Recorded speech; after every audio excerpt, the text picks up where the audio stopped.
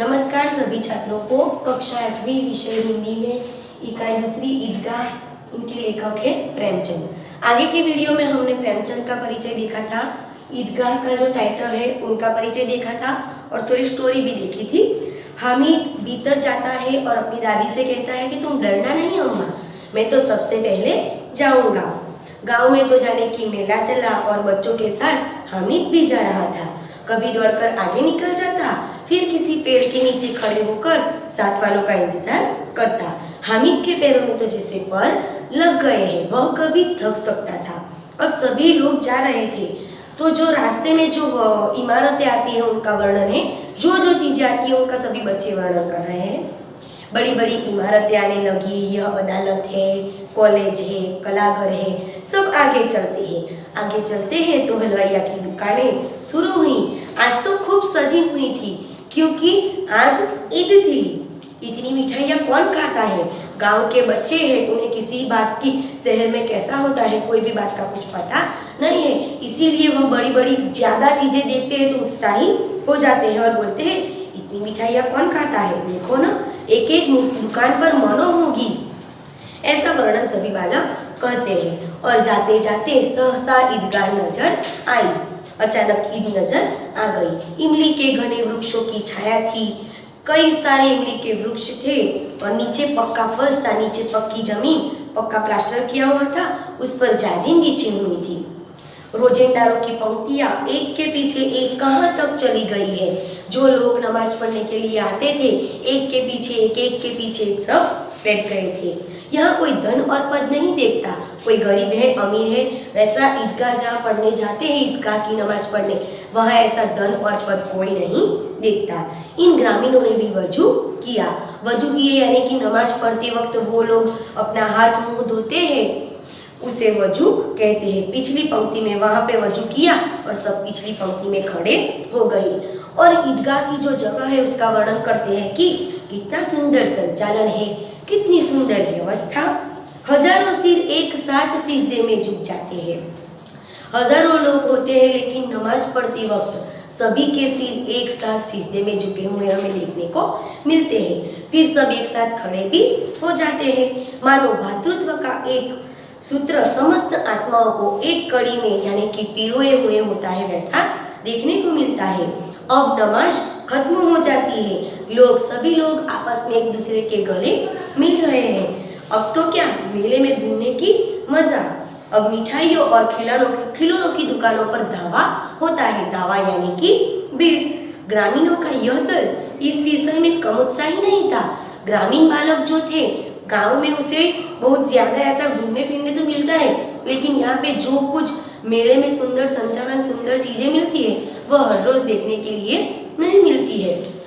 तो सब उत्साहित थे और मेले में देखते हैं तो यह एक देखो हिंडोला है, एक पैसा देख कर चढ़ जाओ और मजा लो। कभी आसमान पर जाते हुए मालूम होता है और कभी जमीन पर गिरते हुए। यह देखो चरखी है, चरखी देखो तो चरखी पर तो लकड़ी के हाथी, घोड़े और ऊंट छड़े से लटके हुए, वैसी चरखी है तो बच्चे पैसे देकर चढ़ जाते हैं और बहुत सारा मजा लेते हैं। एक पैसा देकर चढ़ जाओ, 25 चक्करों का मजा लो। महमूद, मोहसिन, नूरे और सम्मी इन सभी घोड़ों पर बैठते हैं। हामिद दूर खड़ा है। हामिद के पास ज्यादा पैसे नहीं है, इसीलिए वह दूर खड़ा है। 3 पैसे तो उसके पास है, लेकिन 3 पैसों में से हामिद को कोई अच्छी चीज खरीदनी है। अपने कोष का 1/3 जरा सा चक्कर खाने के लिए नहीं दे सकता, तो वह चक्कर खा लेता तो पैसा उनका ज्यादा वेस्ट हो जाती है। अब सभी उनके जो दोस्त हैं वो सब चरखियों से उतरते हैं, खिलौने लेंगे। इधर तो दुकानों की कतार लगी हुई है, कतार यानी कि लाइन। तरह तरह के खिलौने हैं, सिपाही और गुजरिया, राजा और वकील, बिस्ती और धोबीन। वाह, लगता है अभी भूलना ही चाहते हैं। ऐसे मिट्टी के खिलौने हैं, ये खिलौने देखते ही हमें ऐसा मालूम होता है कि अभी बोलने वाले हैं। महमूद सिपाही लेता है। महमूद नाम का जो हामिद का मित्र है वह सिपाही लेता है। कैसा सिपाही लेता है? खाकी वर्दी और लाल पगड़ी पहने हुए, कंधे पर बंदूक रखे हुए मालूम होता है और ऐसा लगता है कि अभी कवायद किए चला आ रहा है। मोहसिन को इतने में बिस्ती पसंद आया तो बिस्ती कौन सा खिलौना, तो बिस्ती की कमर झुकी हुई, ऊपर मशक रखे हुए, मस्तक के अंदर पानी भरा हुआ जाता है और मशक का मुंह एक हाथ से पकड़े हुए, वैसा खिलौना। और कितना प्रसन्न है, शायद कोई गीत गा रहा है, बस मशक से पानी उड़ेलना ही चाहता है। वैसे खिलौना कोई एक व्यक्ति है, उसकी पीठ पर एक मशक रखी हुई है, वो मशक है उसका थोड़ा नीचे वाला भाग, इससे सभी के घरों में पानी उड़ेला जाता है। जो 8वीं कक्षा में जो जूमो बिस्ती पाठ है गुजराती में, उसका मशक का जो पूरा मीनिंग है वो पाठ में आपको पढ़ने को मिलेगा। मशक का मुंह एक हाथ से पकड़े हुए कितना प्रसन्न है, शायद कोई गीत गा रहा है, वैसा अच्छा खिलौना है। अब नूरे नाम का जो मित्र है उसने वकील का खिलौना लिया, उसे वकील ज्यादा पसंद है।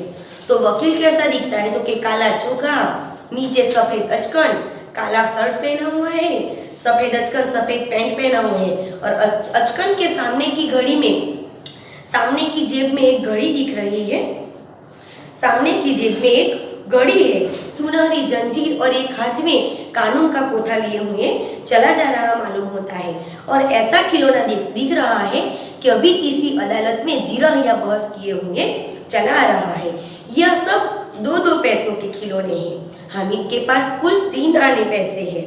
इतने महंगे खिलौने कैसे लें? खिलौना कहीं हाथ से छूट जाए तो चूर चूर हो जाए, जरा पानी लग जाए तो उसका सारा रंग धुल जाए। ऐसे खिलौने किस काम के, उन्हें लेकर वह क्या करेगा?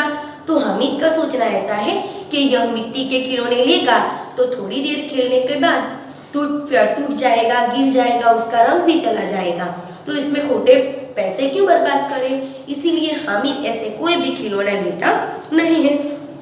अब खिलौने की बात खत्म होती है, अब तो मिठाइयों की बारी आती है।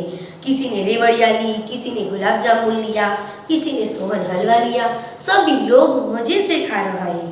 हामिद बिरादरी से पृथक है। बिरादरी जो उनका समाज है उनमें से हामिद कैसा है? पृथक, यानी कि अलग है। अभागे के पास 3 पैसे है, क्यों नहीं कुछ लेकर खाता?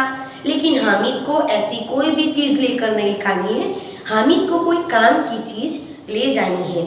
ललचाई आंखों से सबकी ओर देखता है। उसे ऐसा लगता है कि उसके जो मित्र हैं उन्होंने जो मिठाइयाँ खरीदी है वो उसे खाने के लिए देंगे, लेकिन हामिद का कोई भी मित्र उसे कुछ खाने को नहीं देता है। छोटा है हामिद, लेकिन उसके अंदर त्याग और बलिदान की भावना फूट फूट कर भरी हुई है।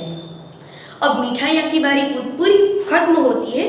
मिठाइयों के बाद कुछ दुकानें लोहे की चीजों की है, कुछ गिलट और कुछ नकली गहनों की। मेले में तो ऐसी सब चीजें बिकती है। लड़कों के लिए ऐसे कोई गहनों की दुकान पर कोई आकर्षण नहीं है। वे सभी मित्र आगे बढ़ जाते हैं और हामिद लोहे की दुकान पर रुक जाता है। कई अलग अलग प्रकार के चिमटे रखे हुए हैं, चिमटे यानी कि चिपिया, और यहाँ कोई आकर्षण नहीं है। उसे ख्याल आया दादी के पास कोई चिमटा नहीं है, दादी के पास चिमटा नहीं है। तवे से रोटियां उतारती है तो उसके हाथ जल जाते हैं। उसे अपनी अम्मा की याद आ जाती है। उसे ख्याल आया दादी के पास चिमटे नहीं, अगर वह चिमटा ले जाकर दादी को देगा तो दादी कितनी प्रसन्न हो जाएगी, और मैं चिमटा ले जाऊंगा तो दादी की उंगलियां भी नहीं जलेगी और घर में एक काम की चीज भी हो जाएगी। इसी तरह हामिद कोई काम की चीज ले जाना चाहता है, उसीलिए वह अम्मा के लिए एक चिमटा पसंद करता है। खिलौनों से क्या फायदा? टूट फूट कर बर्बाद हो जाए और व्यर्थ में पैसे बर्बाद होते हैं। जरा देर की खुशी होती है, फिर तो खिलौनों की ओर कोई आंख उठाकर भी नहीं देखता, या फिर घर पहुंचते पहुंचते टूट फूट कर बर्बाद हो जाते हैं। चिमटा कितने काम की चीज है। तवे से रोटियां उतार लो, चूल्हे में सेक लो।